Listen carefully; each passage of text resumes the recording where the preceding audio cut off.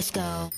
Hey everyone, and welcome back or welcome to my channel. Today I'm going to talk about what I describe as the Queendom curse. With 1 year that's gone by since the first episode aired for the second season, it seems like a good chunk of them haven't experienced the same success as the first season counterparts, and instead are dealing with the latter of just struggling. This is weird considering the exposure that they should have gotten being on an Mnet program, which should at least give them minimum of a short-term boost. As a result, this video will be similar to my first Queendom video in that I'll analyze each group. However, I will do more of a TLDR version with a greater emphasis on the way that each group has been quote-unquote cursed and whether they can recover. I'll go in order of who I perceive is doing the worst to the best in terms of thriving. So yeah, before I start, I'd appreciate if you could like and subscribe to my channel. But without further ado, let's start off with the first contestant.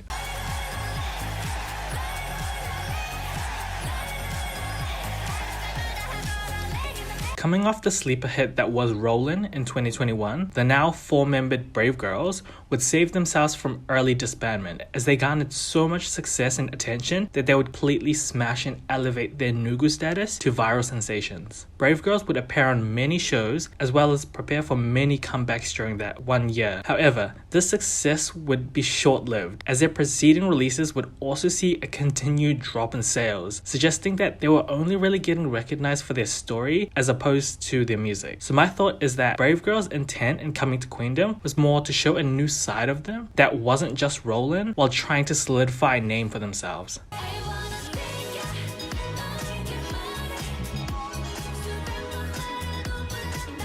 Queendom would not be the best for them as this season had a greater participation from international fans, which they were lacking, and thus we saw them constantly being ranked in the bottom half. However, like their story, they would then see some success in round 3, but that would be all as they would end up 6th overall. After Queendom is when we would see the mismanagement of Brave Girls a bit more openly. Starting with an American tour that was created for them to gain more exposure, this was met with mixed reception as they had previously postponed concerts planned in Korea that Brave Entertainment were not clarifying the status of. This left Korean fans frustrated and was a terrible move considering they were the largest demographic and the reason for their resurgence. There was also a lack of communication, less content being made about the group. They would also be the only group to not come back post-Queendom, and thus each of these decisions led to even more missed opportunities. The lack of care for Brave Girls would kind of make sense a bit more as 15th of February 2023 would confirm the departure of all 4 members from Brave Entertainment. The logistics of continuing as a 4 will be a bit hard considering their name is in association to the owner of Brave Entertainment. So depending on how good terms they are with the company, I'm not sure whether they'll be able to keep the same branding. But yeah, Brave Girls is giving very lovely vibes where they have not yet disbanded technically, but are not likely to come back as frequently and even to garner enough attention where they can solidify their names.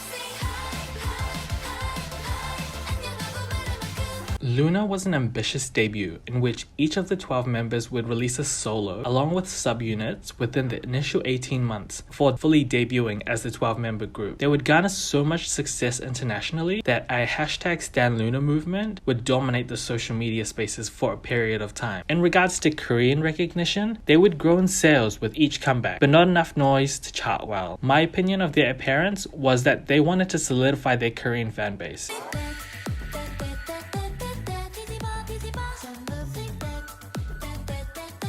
Loona's appearance on Queendom would bring them some decent attention, but it would end controversially as Orbits would protest over Loona's second place ranking that could have been first. Not sure how much the rankings would have affected what would happen following Queendom, as we would see them release Flip That, which outperformed all their previous title tracks. However, that would kind of be all, as November 2022 is when we would see Blockberry Creative announce the removal of Chu for abuse of powers. Despite the initial removal statement made by them, many brands and staff members that had worked with Chu voiced their support, which would be one of those rare instances in which there wasn't an instant guilty verdict. As a result, this led to more questions and hate towards Blockberry Creative, to which they would come out defending themselves and redirected it back to Chu. 9 out of the now 11 members would then file an injunction to suspend their contracts too. Blockberry Creative would deflect with teasers for a new comeback. Orbits weren't having this and boycotted this comeback. This boycott proved effective, as the comeback would be postponed indefinitely. The results of the injunctions also came out, as Hyolyn, Kimlip, Jinsol, and Cherry were allowed to suspend their contract, while Hassel, Yojin, Eves, Gowon, and Olivia Hay were denied due to an amendment made which made it more valid than the original contract. The original contract meant that Loona had to be making a lot more than the cost to even make profit, and thus it is likely with each activity done by Loona, they were likely accruing more debt. As of now, with Hyolyn, Kimlip, Jinsol, and Cherry recently signing with Modhouse, the last 2 members of Hyunjin and Vivi filing their injunction, it just seems very highly unlikely for Loona to remain. With Blockberry Creative attempting to stop the members who have left, it is clear that the next year and a bit will not be smooth sailing. But yeah, hoping they can escape that hellhole that is Blockberry Creative, because they've really been screwed over with that original contract.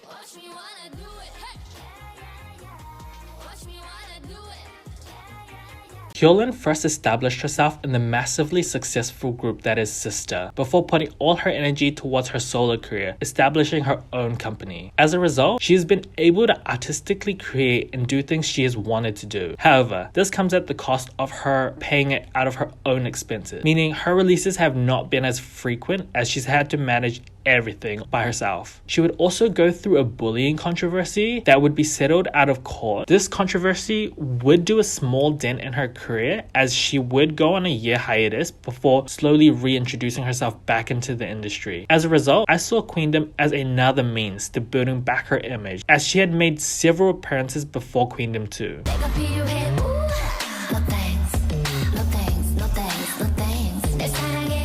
During her time on Queendom, Hyolyn would garner the most attention due to her performances and ability to capture attention. There was a stark contrast in how she performed compared to Park Bom, who was the soloist equivalent for season 1. Despite the initial high highs she would receive, there would ultimately be limitations in showing everything so quickly, and thus we would see her ranking slowly drop, and thus she ended up in 4th place overall. Post Queendom would see her come back with a mini album with the title track No Thanks. The sales was a minor boost, but not enough to show the impact of Queendom. She was able to do a bit more activities post Queendom, but it hasn't really necessarily translated into more support for her. As of 2023, she's been a bit quiet. However, her image has done some shift, as there's been a greater acceptance of her within the general public. Her next moves will be kind of important. She's definitely reaped some benefits of being in Queendom, but it's looking very short-lived. Things can easily change though, so who knows.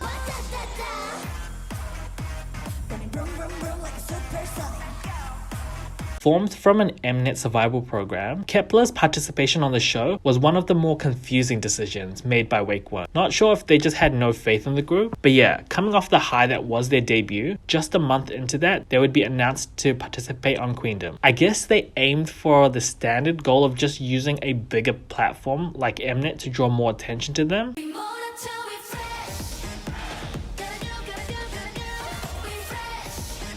During their run on Queendom, Kep1er would remain in the middle to low pat. They would constantly try to outdo themselves, but there was not much noise being generated from the performances. This would land them in 5th place overall, as Kep1er would now solely focus on releasing music after taking in, I guess, the experiences from Queendom. Post Queendom would see them have less impact, as sales for Kep1er would decrease. They were still doing numbers in the sense of their sales figures alone still did better than most of the participants in season 2, but it's just been decreasing with each release, including their first post-Queendom release of Up. This differs from Kep1er's predecessors of IZ*ONE and IOI, who continually grew and solidified their success. They have just made it past 1 year into their career, so they still have chances. But in saying that, they're also a temporary group, and thus this will mean that they really can't afford to make more mistakes without it trickling down to them. Their disbandment date is estimated to be the middle of next year, which damn, that felt way too quick. But just being on an Mnet survival program, they will always do well regardless of their decreased sales, as well as their figures still being within the 6-figure range, which is impressive on its own.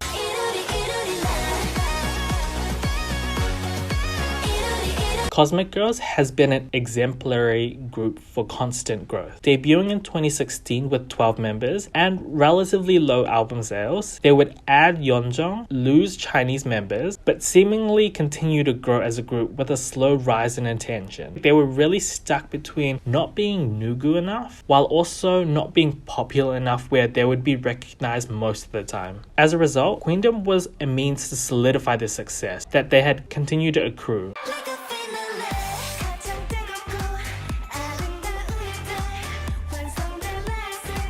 Their Queendom appearance was the most consistent. They would constantly rank high and would ultimately win the show. Post-Queendom would see only one release as a group of Last Sequence. This comeback would see a surge in album sales despite being a single album, along with the annual resurgence of As You Wish, which has become Korea's New Year anthem. However, despite the success, Starship also has a new monster rookie of IVE. The stark comparison to their treatment were noticeable, from birthday V-Lives to just one post on their 7th anniversary, and having one group come back every year with a sub-unit release to accompany as the quote-unquote second release for Cosmic Girls ever since 2020, there was a lot of issues. Despite the seemingly lack of management by Starship, it was announced on March 3rd, 2023 that 8 out of the 10 active members would be renewing, with only Dawon and Loona leaving Starship. The 3 Chinese members, which could be a topic in itself, had officially left Cosmic Girls, but then a few weeks later is when we would also get the clarification that Dawon and Loona was still part of Cosmic Girls. I guess the girls still have trust in Starship enough to stay, or maybe they just wanted to stay as a group, so they were kind of low-key forced to renew their contracts. Their next move will be crucial, as they have rarely failed to take advantage of their win on Queendom, but they still have enough attention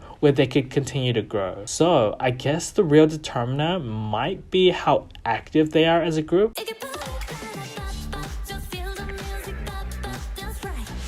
Formed with 3 former G-Friend members, Viviz debuted similar to Kepler, which was pretty close to their Queendom appearance. Despite the G-Friend clout, based on history, K-pop fans have not favored change well, and support for anything besides the original can be fickle. Thus, I feel like Viviz's intent was to garner attention as the newly rebranded trio, who was still ready to show more and a new side to them.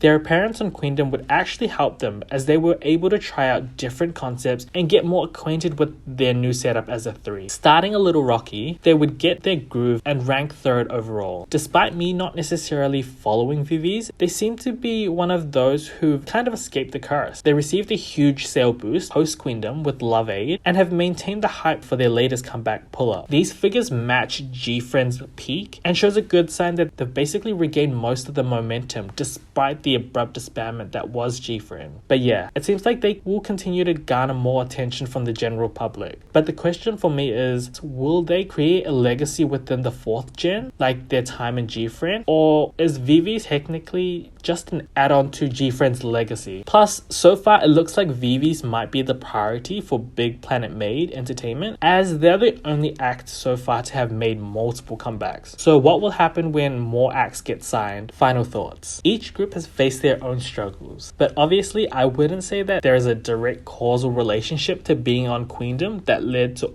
all of their minor to major bumps on the road. Besides those situations for each group, these are also other factors that may have contributed to why the second season had no impact. This current season had little groups with real impact in Korea compared to season 1. Kepler were fairly new and required you to have watched Girls' Planets to know about them. Viviz had a slight impact, but that's only if you knew that they were former G-Friend members. Loona was more well-known internationally. Hyolyn had her sister clout, but she was still not well established as a soloist yet. Brave Girls had been starting to slowly fall off as they weren't maintaining their hype well, and Cosmic Girls were here and there. The freshness of the concept was also beginning to wear off. Considering Queendom was the first in itself, it could mean so much and literally anything for the viewers, and thus people were more inclined to watch. Then we got given Road to Kingdom and Kingdom, and that's when the show became less innovative, as everything followed a similar format and thus kind of became a bit more predictable. And the performances were also not as impactful, with very little news on the performances compared to season 1. Only one of them really made noise, whereas season 1 drew in way more attention from their performances being kind of out of the box, like AOA's Egotistic. But yeah, that's it for the video. Thanks for watching. Let me know what you think about this curse and whether you think it may continue if they bring on another season of Queendom. Also, what are your overall thoughts just on how each group is doing, and do you guys think they have a chance to bounce back as well? My next video will be another Boys Planet recap, so please like and subscribe, and I'll see you in the next video. Bye!